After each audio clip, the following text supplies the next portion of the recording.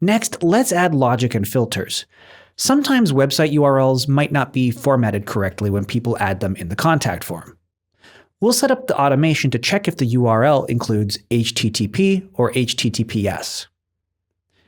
In Make, on the right of the Google Sheets module, click the plus button, then Flow Control, and select Router.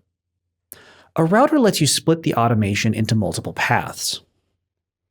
Set up the first path with a filter. Click the wrench, then set up a filter.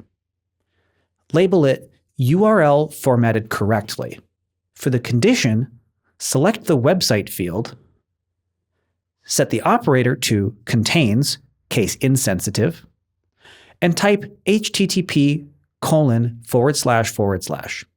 Add an OR rule for https://. This operator should also be set to contains, case insensitive. Then click Save.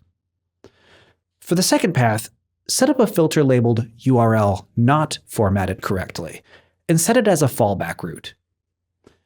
Click Save and save your automation.